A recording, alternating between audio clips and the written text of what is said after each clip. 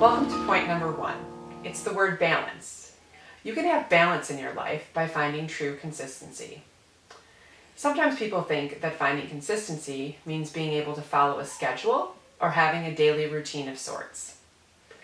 I'm not talking about a schedule or routine here, though. There is a huge difference between life consistency and being a slave to your calendar or routine. Let's take a look at another definition so you see what I'm saying. This is literally the definition of Webster.com for the word consistency. Consistency is the agreement or harmony of all parts to one another. Now do you kind of see why I say that consistency has nothing to do with your schedule or routine? Let's look at that definition one more time. Consistency is the agreement or harmony of all parts to one another. Okay, so what does that mean? It means on the days that you need to give more to your kids, that you need to give a little bit less to your husband or to your job. That makes sense, right? But the trick is to not keep the focus on one part of life for too long, because when you do that, you fall out of harmony with the other parts. It's about assessing the most pressing element at that moment and giving it 100%. Stop focusing on what you're not doing.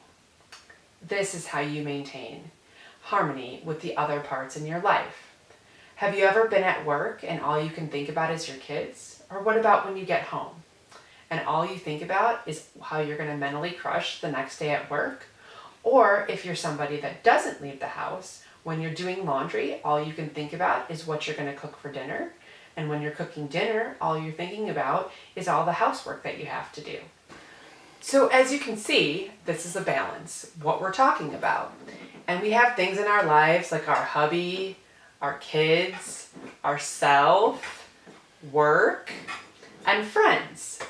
Just to illustrate my point, if you put a little bit of hubby in, and then you come over and you say, well, maybe I should spend a little bit of time with my friends. And then you realize that your kids need some things, but then work comes along and gets crazy,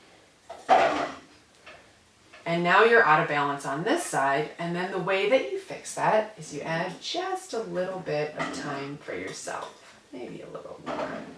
And as you can see, this is finding balance, and every day it may look different. It's about being adaptable, learning how to switch your focus throughout the day to where it needs to be the most, and backing off when things are working fine at that moment. There's also a natural example of this in the world too. God created a set of herbs called adaptogens. They're a specific set of herbs that have the same adaptable property. They focus on what your body needs most at that moment, and they work on just that. Let's move on for a bit, and I think this will all start to make more sense. Life changes can cause balance shifts too. If we all were perfect, we would know how to adjust to the changes in our life without any side effects. Some examples of life changes that we go through are pregnancy, marriage, new careers, maybe a family relocation, or dealing with death of a loved one. All of these things change your life going forward. We all think that we are ready to handle the life change, but no one ever really is. And now your life is off balance again. Being out of balance can have some adverse effects. Here's a good visual.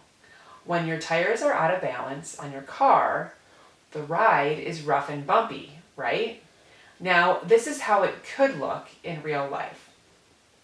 10 years ago, I would have described my future me as looking like this, as a mother who worked full-time as an accountant with 2 kids living in the Richmond, Virginia area. None of this is true in my life today. Again, none of this is true. At that point in my life, I had no idea how to handle the process of life changes that were going to be thrown at me over the next 10 years. Why?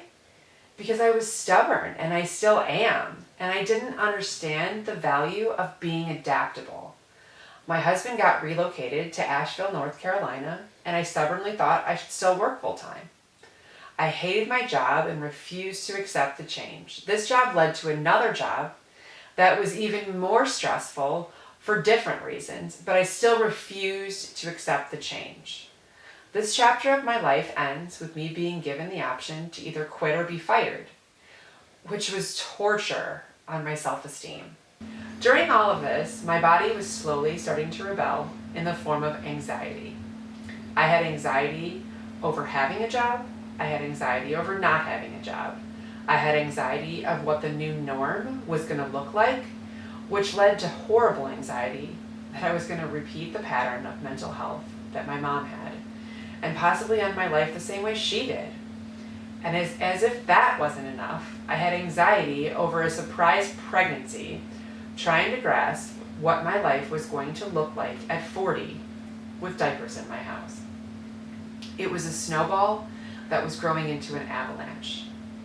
Oh, I think I just brought up another one of my hot messes, but maybe this one resonates with you a bit.